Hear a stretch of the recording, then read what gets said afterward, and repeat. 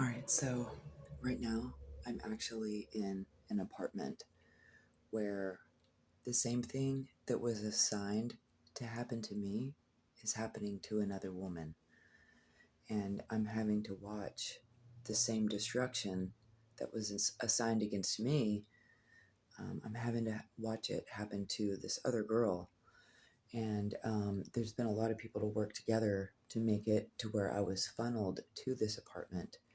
And that this apartment is just temporarily the only place that I have to go right now or whatever, unless I want to break down and go to potentially worse places.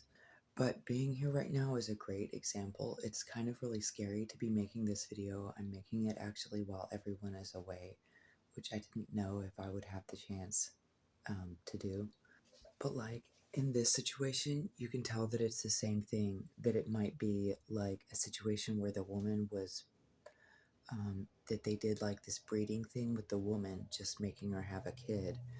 And then they set things up to where the kid would go to CPS or be taken away by CPS, which is kind of a form of trafficking. It's like if you're having a kid just so that CPS can pull them into the system, that's a form of like breeding trafficking. And like in this situation, like she's older and she's disabled, and like she has been dealing with all kinds of abuse. Like she was apparently beat up really badly. He broke her ribs and all kinds of stuff already. It's like in the newspaper, or it was in the news or something like that. I'm sorry, I might have been wrong about the newspaper part. What I meant was that it was like a charge or whatever that he got. And as to whether it was in the newspaper, I don't know if that was what she said. I don't know. I don't even know why that just came out. I'm sorry, I just woke up a little bit ago and realized that I was alone and that I was going to be able to make this video. And it's always better to me if I can, like, even though it's real sneaky scary, make the videos while I'm actually in the settings. Some of the different settings that I'm talking about, it's actually fucking absolutely terrifying. Like even trying to be all like quiet and stuff, because like it always feels like someone is watching. And the last time that I lived in these apartments, they had cameras and stuff, and um, like I guess in the ceilings and stuff like that, like in these spaces, they had cameras. I know that they had cameras in my daughter's room and in the kitchen. They could hear me talking about them and stuff. They could like watch what I was doing throughout my apartment. Um, but in this case, the kid got taken away, and then it's just like she's having to deal with this like abusive boyfriend. Like she just got this apartment, which is a great upgrade for her. She really, really needed this wheel accessible apartment. Like she's that kind of handicapped. She uses a fucking walker, dude, and she's being abused by this dude. And he's like, um, and this is like a scary thing for me. Like I'm not sure how or when I'm gonna post this because it is such a sticky situation and shit. But like um, I'm I'm having to watch her go through the same thing that these people put me through. The gaslighting, the psychological torture, the acting like nothing you say matters. Like and trashing shit. Like he went to jail and I cleaned this lady's whole apartment for her. Like not entirely, but almost like cleaned the whole thing. Like I mopped the floors, um, everything. I did, you know what I mean? I did my thing. And like he came back and just like deliberately and he'll just sit there and just do this shit deliberately. And this is the exact like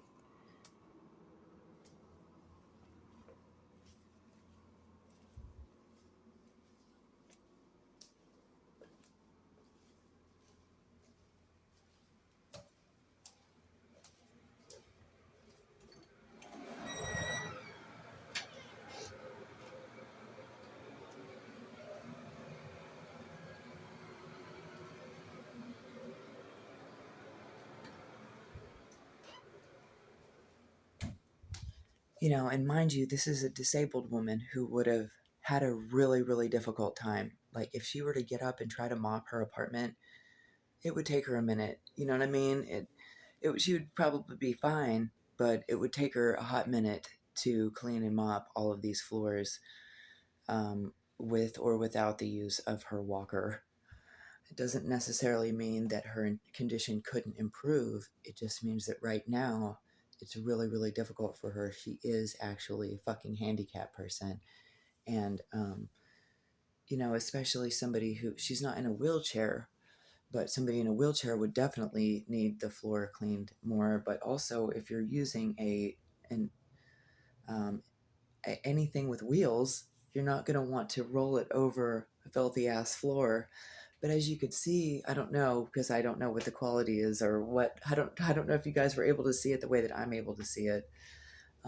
But it's basically the equivalent of making things look like people just party there, and that they're nasty, or that there were kids there, playing or something and making messes, and that we're just too dumb a hillbillies to be able to clean the fucking shit up.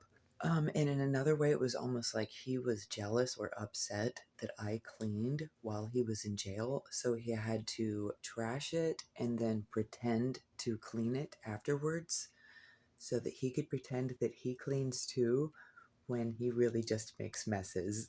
Oh, and here this woman is, they've got her taking drug tests every morning and shit.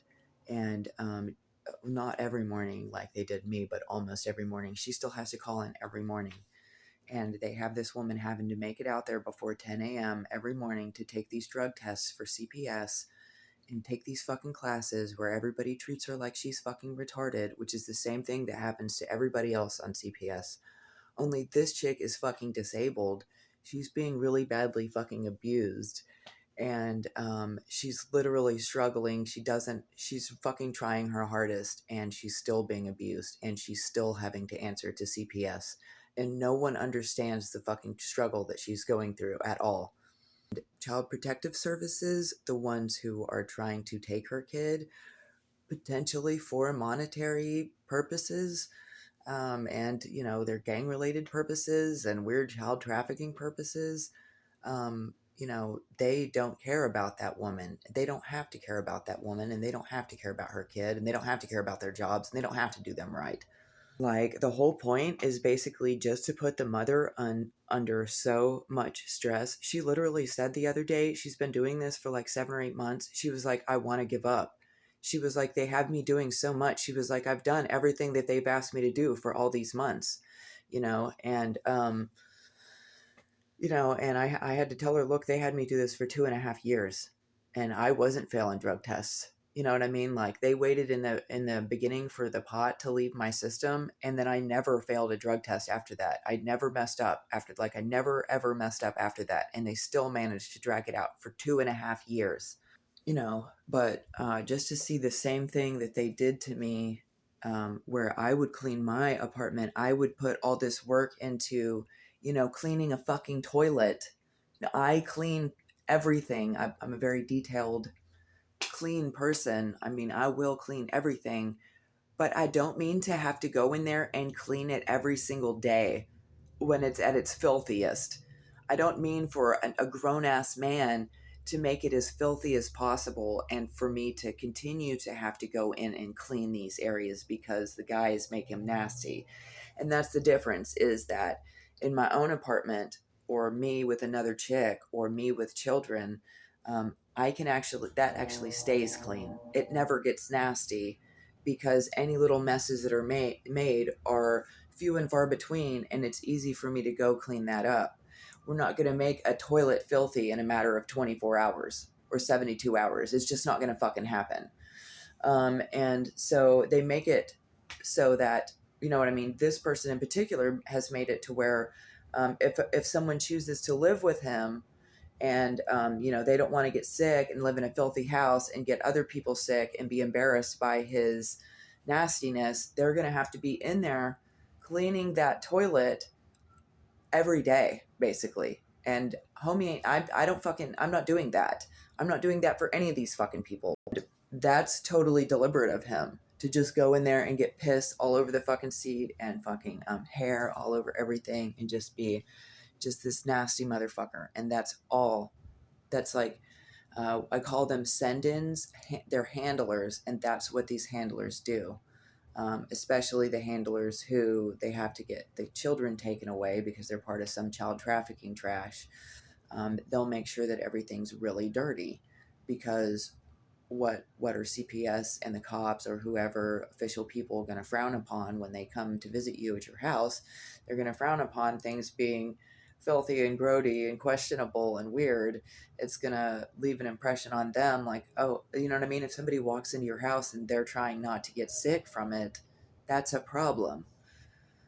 You know, and these people know that. They know about first impressions. All these dudes know about how a woman is, you know, that's how a lot of women are judged. That's how a lot of mothers are judged, is by the state of their house. Are they a clean person? Are they organized? Is this person just a trash junkie hooker? Are they just gonna, you know what I mean? Do they even know how to clean a fucking toilet? Do they even know how to do their dishes? Do they even know how to do their laundry? Like, and in my situation, it wasn't just boyfriends doing the trash. It was also my grandmother and my parents and anybody involved. And they would all work together to make things look trashed after I went through the trouble and spent my own personal time and love going over sanitizing everything. You know, and when I was younger and had kids and a life and stuff, I didn't have time to just be going and cleaning up everything that other people trashed. I didn't, you know, no one needed to me make it. It's like a full-time job. People just going back and just trashing everything for you to come clean again. Like, no, I can't do that.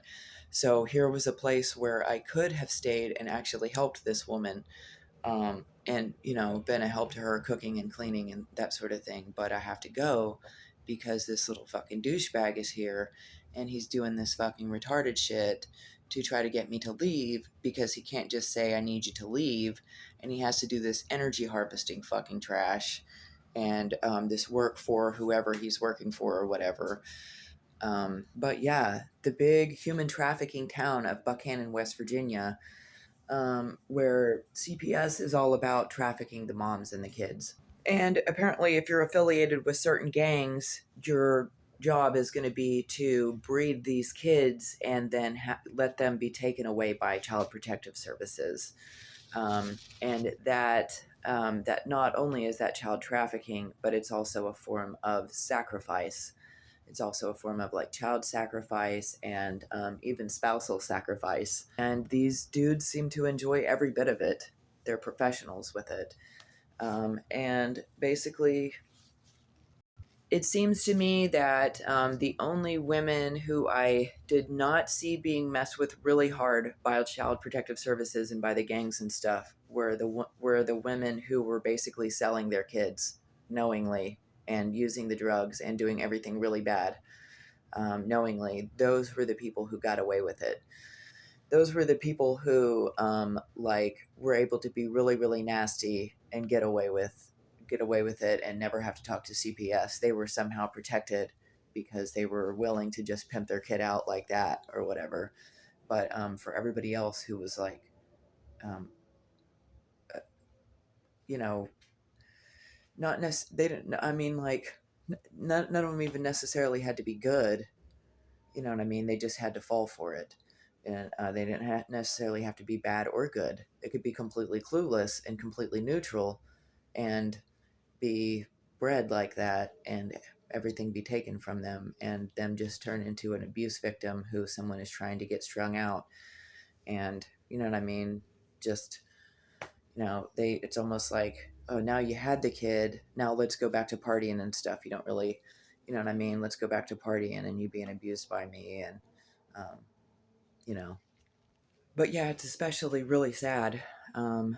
Even if she's part of it, even if she knows what's going on, it is actually really sad to see this mother being abused in such a way, and being treated so badly and so poorly and stuff while she's while she really is grieving over her kid, but she's stuck in a situation where she's got, the boyfriend person kind of like telling her that he wants her to get the kid back, but also wants her to get fucked up with him and, you know what I mean, do all this stuff. And, you know what I mean? So it's like she's being pulled in two different directions from the same person. And it's, and then as far as technology goes, like there's no telling, you know what I mean, what kind of technology is being involved here. It's obviously some energy harvesting technology, and and probably some energy harvesting witchcraft.